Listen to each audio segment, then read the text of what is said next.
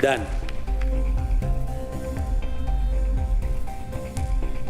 juara Stand Up Comedy Indonesia Season 7 Magical in 7 adalah Ridwan Reben. Tepuk tangan buat Ridwan Reben. Pacar gue tuh kalau dandan suka lupa waktu gitu. Gue aja pernah sampai batal nonton cuma gara-gara nungguin dia dandan. Jadi waktu itu gue telepon dia kan, sayang nonton yuk, ya udah ke rumah aja. Akhirnya gue jemput ke rumah. Pas udah nyampe gue telepon lagi, sayang aku udah depan pagar rumah kamu nih. Terus kata dia, ya udah kamu tunggu aja di situ. Aku lagi dandan sebentar. Oke, karena kata dia sebentar, gue tungguin depan pagar. Sabar om ya, sebentar. Itu lama buat gue nunggu gak keluar-keluar. Sampai akhirnya gue bete, gue main-mainin aja pagernya. Gue tendang-tendangin, gue goyang-goyangin. Masih belum keluar juga, gue cabut. Gue lempar. Gue sabar-sabarin lagi nunggu dia tapi dia masih gak keluar-keluar juga. Sampai akhirnya gue ngerasa bete lagi. Yang gue lempar gue ambil lagi. Gue pasang di tempat semula. Masih belum keluar juga tuh, gue cet ulang. Sampai bagus itu. Saking keselnya gue pengen banget, rasanya saat itu gue ngambil papan gue tempelin di pagar, rumah ini kosong. Jualin dong. Gitu. Kesel gitu, dan paling keselnya nih setelah gue nunggu lama-lama gitu, dia beres dandan keluar rumah tanpa dosa nanya gini, sayang kita jadi nonton gak sih? Lah basi, filmnya udah gue download. Nih makasih wifi-nya, assalamualaikum. Juara mah gak usah dicari, udah ada di sini. Gue gak ngejar juara gitu, satu-satunya yang gue kejar di kompetisi ini, ya hadiahnya. Dapat mobil loh. Kalau dapat kan lumayan, hitung-hitung gue bisa ngebahagiain calon istri gue yang duduk di mana ya? Oh itu. Sorry. Kirain kalau grand final boleh milih lagi ya. Enggak ya, sorry. Tapi yang di situ emang nggak mau jadi calon. Dapat mobil loh. Sayang kamu ikhlas kan? Ikhlas lah. Mobil kan bangkunya banyak. Bisa 3-in-1 kita.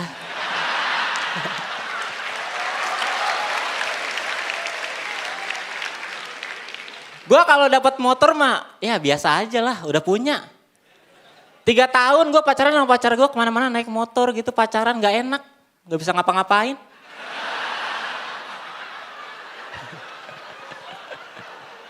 Ya kan sekali-kali pengen gitu gue ngerasain pacaran di mobil ya. Mesra-mesraan gak ada yang lihat. Tau-tau goyang aja. Goyang karena panik, siapa yang bawa nih? Kagak ada yang bisa.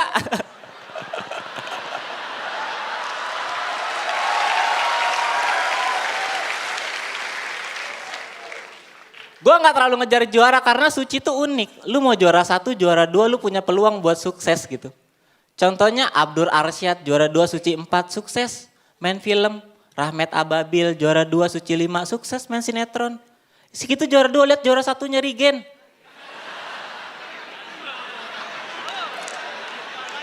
Lihat Rigen, main apa dia? Main remote, Rahmat lagi nih.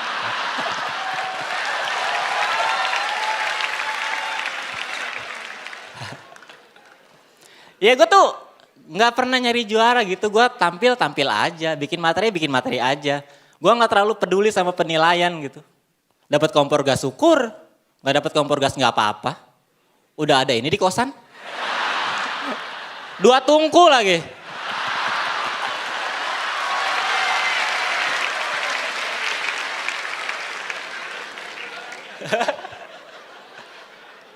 Gue gak ngincar juara, bahkan gue gak nyiapin strategi macam-macam buat bertahan di kompetisi ini dari awal. Gak kayak finalis lain, lihat Dani Beler. Dia pura-pura jadi anak cuma biar bisa bertahan. Coki Anwar pura-pura gila biar bisa bertahan. Sampai-sampai Kang Didi pura-pura susah. Cuma biar bisa masuk Dupan itu. Semuanya pakai strategi tapi hasilnya apa? Mereka gak nyampe di grand final. Karena Kompas TV butuhnya komika yang jujur. Biar bisa jadi inspirasi Indonesia. Itu Kompas TV. Makanya gue gak heran kenapa di final ini gue ketemunya Mamat Alkatiri. Karena Mamat orang jujur. Gak mungkin dia pura-pura Papua. Ya. Gak mungkin. Kalau pura-pura peduli Papua mungkin. Siapa tahu cuma gimmick ya. Tapi Mamat orang baik, buat yang gak tahu dia tuh bela-belain kuliah kedokteran karena dia tahu di Papua sangat minim tenaga medis. Mulia sekali loh anak itu. Makanya malam ini gue sih ikhlas kalau dia jadi dokter aja udahlah. Buat Kompas TV tolong ya. Jangan sampai gelar juara menghambat niat mulia beliau.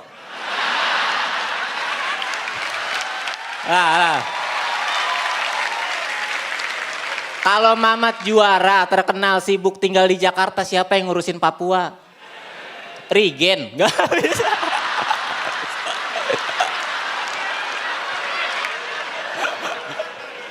Mending gua aja lah gitu. Gua kalau juara gak bakal lupa sama teman-teman gua. Gua kalau terkenal pasti ngajak mereka. Gua pengen nyontoh Bang Panji. Bikin tour ngajak teman-teman komika yang lain. Atau kayak Calontong. Bikin program TV ngajak teman-teman pelawak yang lain. Jangan kayak Om Indro ya.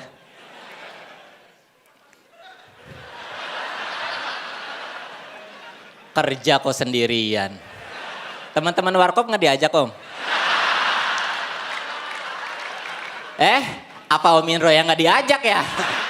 Tapi jujur ya, gue tuh sirik sama Bedu karena dia punya anak yang lucu-lucu banget nih, ada fotonya.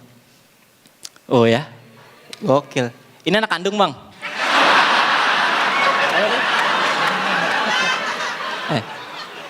Anak kandung ya?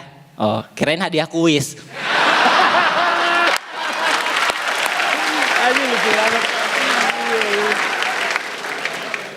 Tapi ya gue salut gitu sama Bedu, dia tuh artis yang ramah gitu, gak pernah sombong. Apalagi di sosial media ya. Karena gimana mau sombong. Follower Instagramnya cuma 14.000. Dia berkarya 20 tahun loh. Berarti selama setahun gak ngumpulin 1.000 amat itu.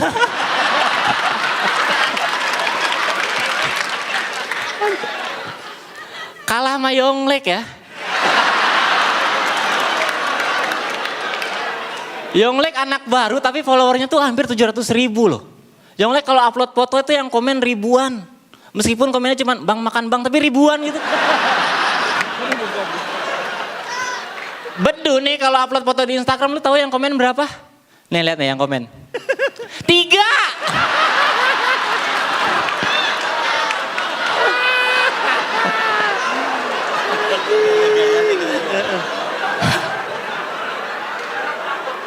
Yang komen cuma 3 ya Allah. Jari aja 10 Bang.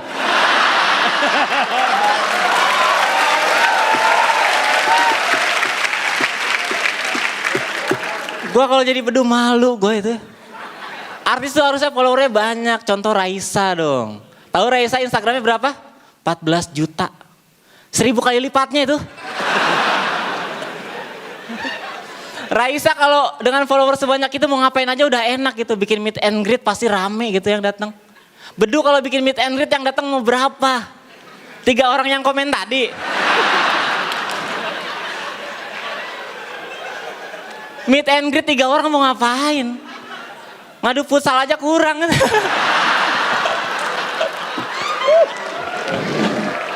Raisa kalau di meet and greet bikin sesi foto bareng tuh pasti pesertanya pada antusias gitu. Begitu panitia bilang, teman-teman sekarang waktunya sesi foto bersama Raisa. Oh yang datang pasti, histeris gitu. Ada yang teriak, ada yang nangis, ada yang nyopet, ada yang ngejar.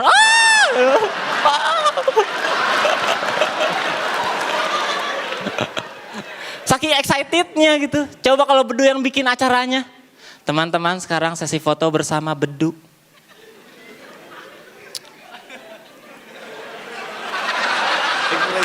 Sekali lagi teman-teman, ini foto bersama Bedu.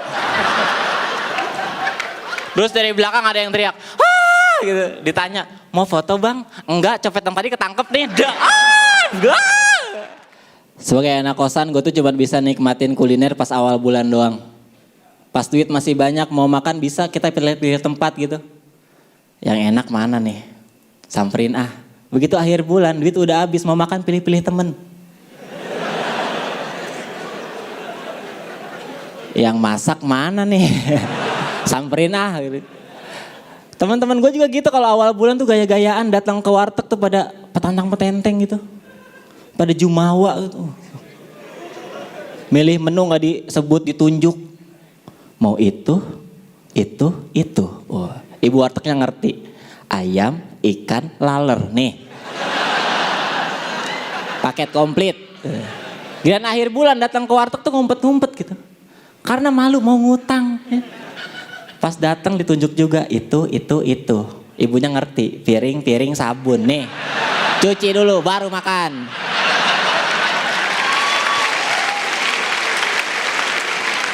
Tapi ya mungkin hampir semua anak kosan tuh kayak gitu ya. Gue juga sama. Awal bulan tuh makanan masih mewah-mewah, begitu akhir bulan renyah-renyah gitu. Iya, makanan favorit gue akhir bulan tuh ya kayak tadi nih, peyek. Gue suka peyek tuh karena peyek adalah makanan yang misterius. Disebut kerupuk, nggak mirip kerupuk.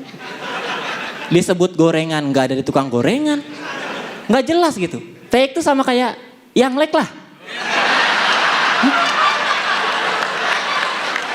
Disebut rapper, nggak mirip kerupuk. Disebut vlogger, nggak ada tukang gorengan. Jadi yang lek tuh ya peyek lah udah.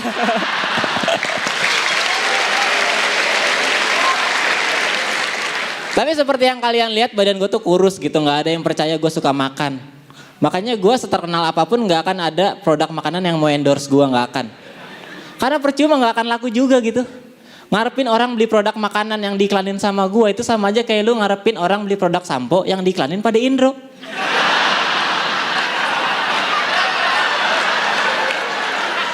Nggak bakal laku. Kecuali samponya sampo motor.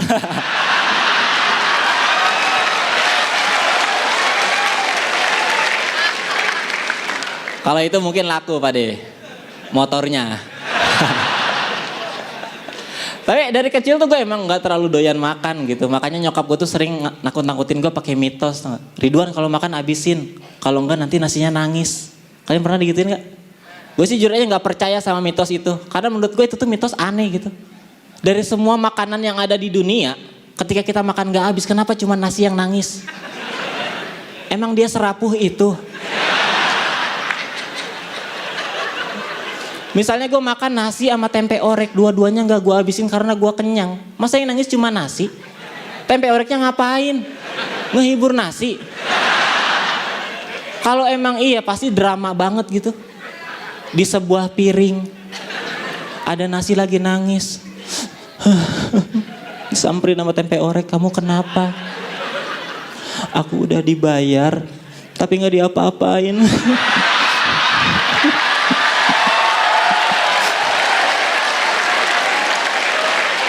Terus kata tempenya, udah jangan nangis, sini bersandar di bahu aku biar tenang.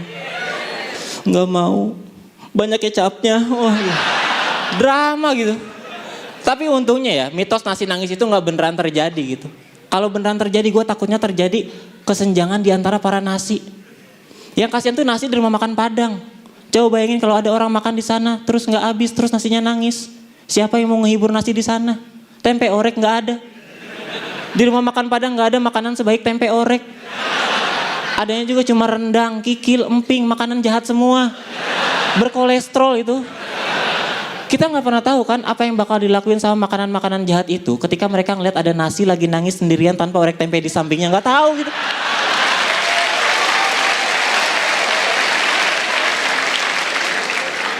Mungkin bisa jadi gitu, bukannya dihibur malah diledekin. Ada nasi lagi nangis. Dari jauh rendangnya nyamperin. Ya elah. Gitu aja nangis. Dasar raskin. Terus dipanas-panasin sama Kikil. Udah bang jemur aja. Jadiin nasi aking. Dari belakang emping teriak-teriak. Oi. Kenapa lu? Bukain toplesnya oi, gue pengen ngeledekin. Gue tuh percaya keajaiban gue saat ini tuh berkat adanya proses gitu. Meskipun gue orang kampung tapi gue gak percaya namanya mistis. Kayak jimat, klinik, album rapnya Bang Panji bakal laku, gak percaya gue. Mistis bang, mistis. Beda sama orang-orang di kampung gua gitu. Mereka tuh kalau ngeliat sesuatu yang nggak tahu proses logikanya gimana, selalu dikaitin ke hal-hal mistis. Ada anak pulang main sakit, dibilangnya apa? Ah, dicolek setan ini mah. Padahal sakitnya cuma diare. Setan mana yang colekannya bikin mules coba. Kalau emang ada, ini bocah kenapa lemah amat sih? Masa baru dicolek udah mulus, gimana ditampol itu? Cepi ya.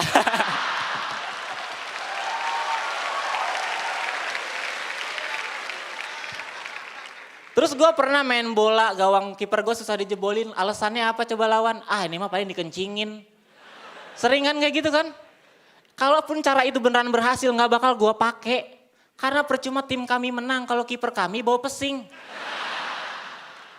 Kasian loh. Nanti gak ada yang mau diajakin tukeran jersey itu.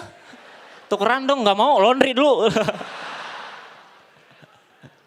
Dan yang paling parah nih di kampung gue tuh setiap ada acara pernikahan. Yang dimana mempelai wanitanya cantik, tapi cowoknya jelek. Itu para tamu undangan pasti ngegosipin tuh. Ah paling cowoknya main pelet, astagfirullah. Padahal kan belum tentu cowoknya main pelet, siapa tahu bapaknya si cewek kalah judi. Positive thinking lah.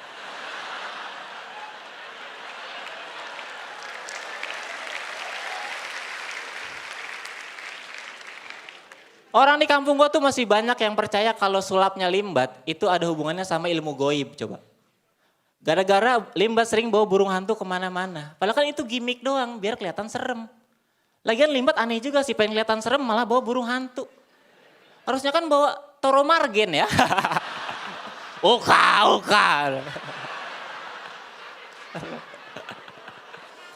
Atau ya bawa hantu beneran gitu. Cuma jangan yang ribet-ribet, jangan pocong berat. Yang kecil aja Casper.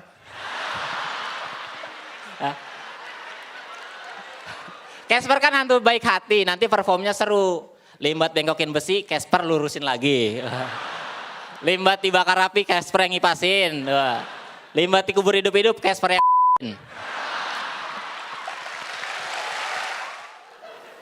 Tapi kan ya penyanyi semakin energik tuh semakin enak dilihat. Coba bayangin penyanyi zaman sekarang.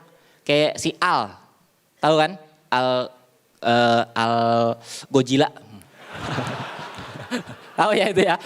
Itu gue pernah nonton dia nyanyi langsung lemes banget gitu. Tembak tidak ya, tembak tidak ya. Kayak kurang imun tuh.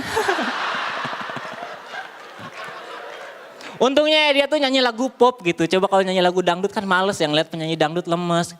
Buka Siti Jos, buka Siti Jos. Yang nonton juga bingung, sawer enggak ya, sawer enggak ya. Gue nih seneng dangdut gitu tapi kalau disuruh nonton waduh kesebut kan. Kalau disuruh nonton dia nyanyi dangdut lemes-lemes gitu, gue kalau nyawer gak bakal ngasih duit, ngasih vitamin. Sama ngasih tahu kalau sakit gak usah kerja. Istirahat. Bapak kamu kan masih kaya. Kaya gak sih?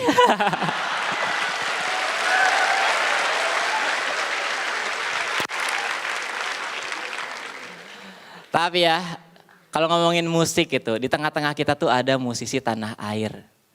Tepuk tangan untuk Bapak Panji Pragiwaksono. Dong.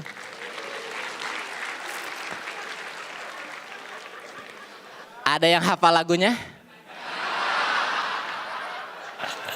Tapi buat yang gak tahu, Panji ini selain stand up comedian dia juga nge-rap. Dan jejaknya diikutin sama stand up comedian lain. Kemal Falepi tahu?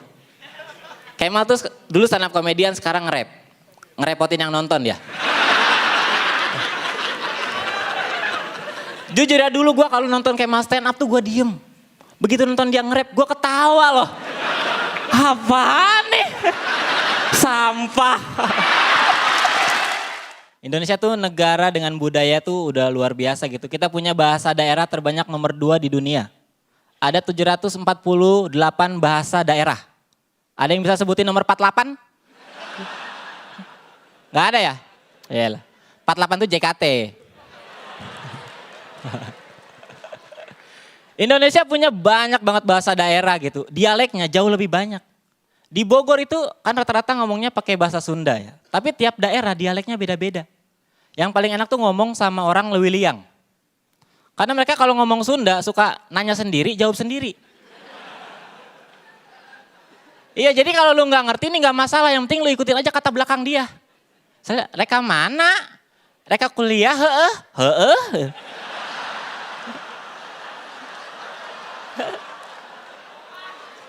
Geus sarapan encan? Encan. Mampir atuh?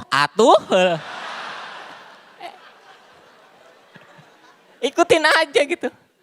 Tinggal di Indonesia tuh enak, kalau lu tinggal di luar negeri belum tentu lu bisa seenaknya kayak di sini. Di Singapura itu sekali lu buang sampah sembarangan dendanya 5 juta.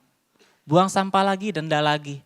Itu kalau keseringan buang sampah di Singapura, banjir belum datang, udah miskin.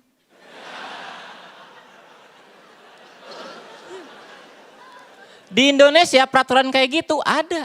Tapi yang buang sampah sembarangan ada. Kenapa? Karena kalau banjir datang solusinya ada. Salahin pemerintah, selesai.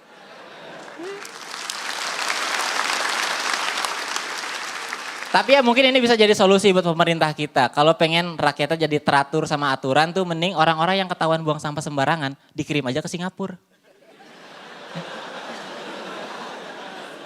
Biar pada miskin gitu. Nanti kalau udah miskin tarik lagi ke Indonesia. Biar apa? Biar negara kita nggak kehilangan ciri khasnya itu.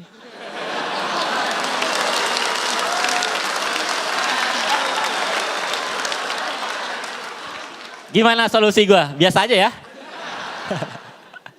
Tapi ini yang gue seneng dari Indonesia tuh masyarakatnya ramah-ramah sama siapapun gitu. Bahkan sama orang yang bukan orang Indonesia kita ramah. Buktinya beberapa minggu yang lalu Barack Obama tuh sempat liburan ke Bogor. Ya kan? Itu antusiasnya itu rame banget, orang-orang pada ngumpul di jalan. Obama datang lewat kaca mobil gitu. Indonesia pulang kampung nih. Gitu. Disautin sama orang. Reka mana Kang? Liburan heeh? Heeh.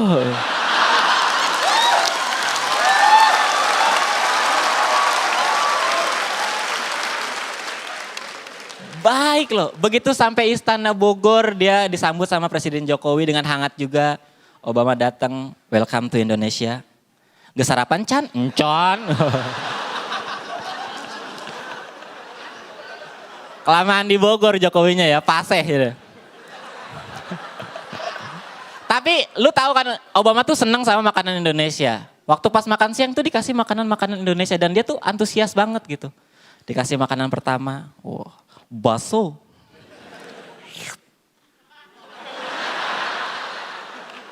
Enak ya. Oh, makanan kedua, sate. Taichan ya.